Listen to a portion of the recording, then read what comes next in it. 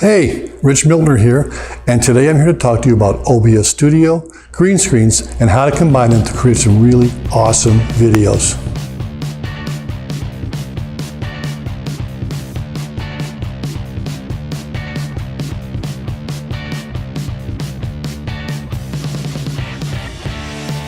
Okay, let's get started. The first thing you want to do is open up OBS Studio. So locate the desktop icon, double click it. And before we get into the actual setup of OBS to record with green screen, let's talk first about something located in settings. So to find settings, you have the file, click it, settings is here, or you could just simply go down here to the lower right hand corner and click settings here. Now when it opens up, there is a lot here, which we're not going to worry about right now. But for this video, I want to talk about what's in the output. So click on that. And if you notice the recording path right here, this is where your videos that you record will be stored. So be sure you know this, so when you do record them, you can find them later. If you don't like the location, mine, for example, right now are on my desktop in a folder called Student Videos. That would seem to me to be a convenient place to have it go, quick and easy for your students to find. But if you'd like to change that location, you just hit Browse, and you could go to maybe your pictures or maybe videos.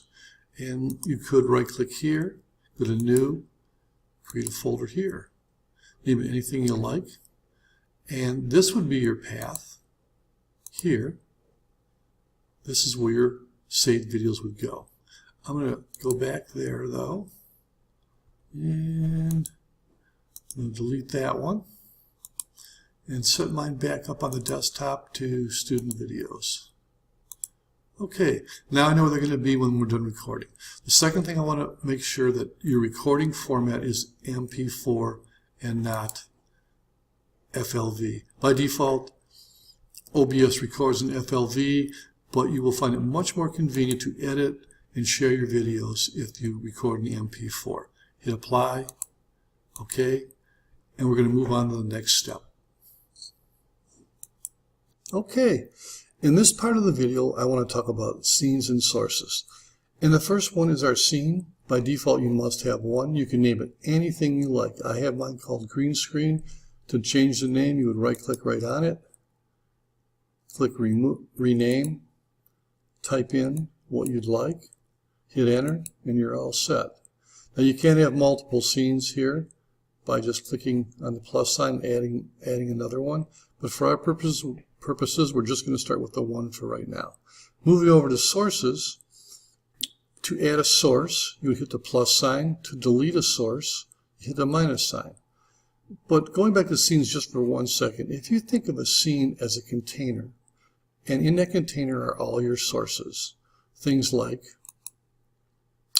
your video capture device, which would be your camera, your window capture. So if you have a dual monitor maybe, you want to record what's on your other monitor, you could do that.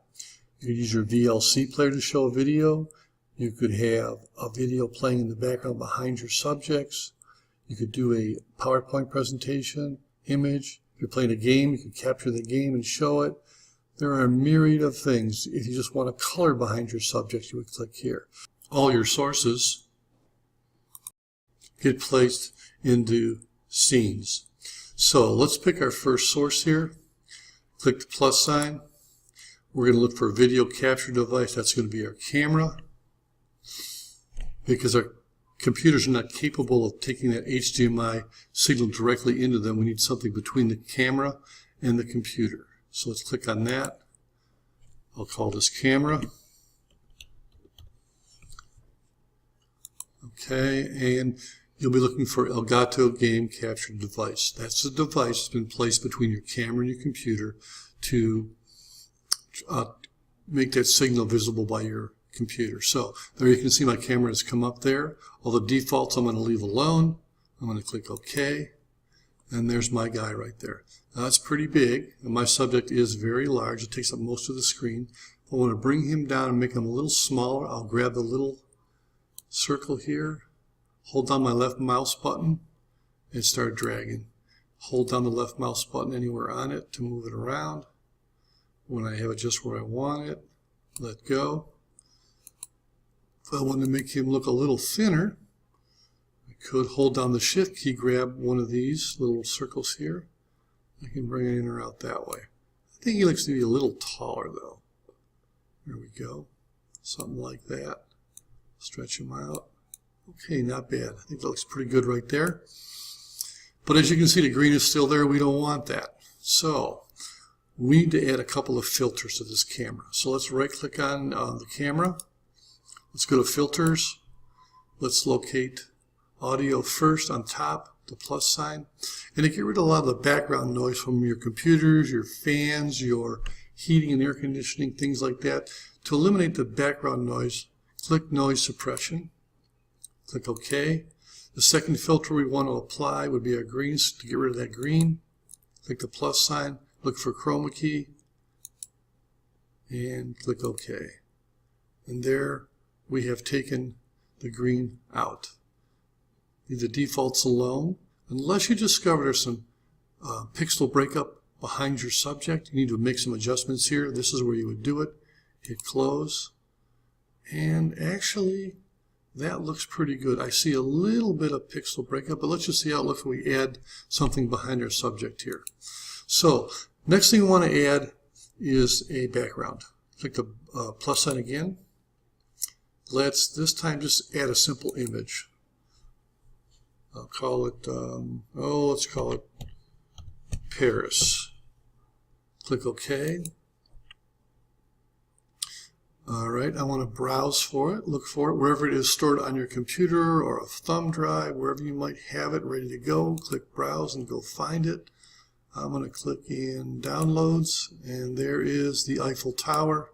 Highlight that, hit Open, and then OK. That fits pretty nice, looks good, but now my subject is gone. And the reason for that is, by default, whenever you add a source here, it's always on top. So to change the order, you can just grab a hold of it with your left mouse button there, hold down, and drag it underneath your camera. And now you can see my subject is back on top. But I'm also noticing here now some pixel breakup. So I want to make an adjustment there. So let's go to the camera. I'll right click on that. I'm going to go to Properties. And no, actually I don't want to do that. I want to go to Filters. There we go. Now click on Chroma key. I'm going to drag this slider over just a bit here. And you can see I'm starting to get some pixel breakup in my subject, which I don't want. So I'm going to try it right about there. Close. And yeah, the pixel breakup is gone now. So that's what those sliders are for. If you discover you have some of that breakup in the background, just go ahead, hit the camera, and find your filters. Okay, that looks pretty good to me. I want to add another background, but this time I want to add a video. So I'm going to hit the plus sign again. And this time I want a media source. I'm going to call this video. Click OK. Hit Browse. And in my downloads I have several here. Oh, let's go with, I don't know, cookies. Now if it's something you don't want to go away as you're speaking, you need to hit loop if it's a short video. But if it's a video you just want to show, start it and end it, then don't click loop. But for my purposes I don't want it to go away, so I'm going to click loop. So it's always showing in the background as I'm talking. Hit OK. There's my cookies. As you can see, they're baking there. I'm going to drag and fit this right to it. Hot cookies. Okay, again, it's on top. This time I'm going to highlight it. But instead of dragging it down with my left mouse button, I'm going to hit this little down arrow key here. Slide it down. Okay, now my camera's on top. This little guy's going to talk about baking cookies. And as you can see, that's just going to keep rotating through and through while this guy's talking here. And now I want to add a little music. So this time I'm going to add a media source again. We'll call this music.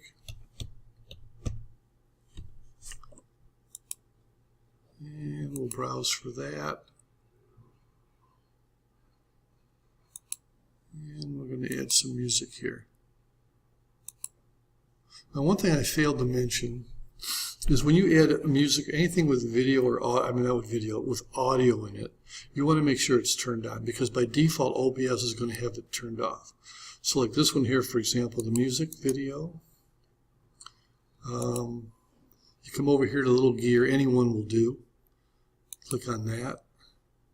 Advanced audio properties. Here's my music. You want to hit monitor only. You don't want to go through. So you can see, by me turning it on, we can hear the music now. Turn that off. But on the camera, I neglected to turn that camera mic on. So now I need to turn that on here. Now the reason you're getting that you heard that echo is because I already have one mic on. You cannot run two mics in a room or it's going to echo. Or if you have a speaker running with more than one mic, you're going to have that echoing, that feedback, something terrible. So keep that in mind. Only one mic going at the same time. I've got my little blue snowflake running here I'm talking into, so I can't really turn another mic on to demonstrate. But just keep in mind, whenever you add anything with audio, you must go in to the little gear here, click it, advanced, and then find it and turn it on. So, okay. So now, say for example, you want to play the music in the background softly. That's fine. You can do that. So what you would do is highlight the music, find it over here. Music's running here. Take the slider, and if you want to play just quietly in the background, you could do that. Just slide this down, really quiet it down some. Won't play very loud in the background as you're speaking. So now, I want to move this guy down here. So to open up, this little guy here is going to be talking about Paris. He's at the Eiffel Tower. Then he says, man, do they bake some great cookies in Paris. So really all you have to do to switch between your backgrounds is find this little eyeball looking thing here. Now he's done talking about the Eiffel Tower in Paris. Now he wants to talk about baking cookies in Paris. Simply turn this one off. The one below it is turned on. So that's going to be playing now. Okay, he's done talking about baking cookies. You can just turn this back on and he's back again to the Eiffel Tower. You could add as many sources as you like here. So if you're doing if your student is doing a report on Paris, he could have pictures of many things there in Paris to show and talk about. So that's pretty much it for adding scenes and sources. The next part of the video I want to talk about saving your videos. Okay, in this part of the video I want to talk about recording and saving your videos. It's really a pretty simple process. You just come down here to the lower right-hand corner and just simply click Start Recording. And as you can see, it is recording. And to stop it, I would just simply click Stop Recording. And it would go to that file you designated earlier, or the folder I should say you designated earlier in settings. One thing I want to talk about though is when you just remember when you do first install your camera, click on the gear here and go to Advanced Properties, and just make sure this is turned on, because that'll run the microphone that's attached to your camera. If that's not on, you're not going to get any audio. So I can't turn mine on right now because I'm running a desktop microphone. It'll cause a loop back. In fact, I can show you what that sounds like by simply turning mine on here. And now when I say something, this is what you're going to get if you run more than one microphone. So I'm going to turn that off. That's not pleasant sounding, obviously. So you can't run more than one input device for audio at the same time, or that's what happens. Okay, so we're going to stop this recording right now. And then I'm going to go up to File, Show Recordings, or I could find it just by going to the desktop, but I'm going to go here. Here's my recording right here. Double click it to play it. And as you can see, it is recording. And to stop it, I would just simply click Stop Recording. And we'll go to that file you designated earlier. Okay, that's it. Okay, that brings us to the end of our little video about OBS Studio and green screens. Hope you guys have fun in your classrooms. and your maker spaces. If you have any more questions, please call your tech in your building. Thank you.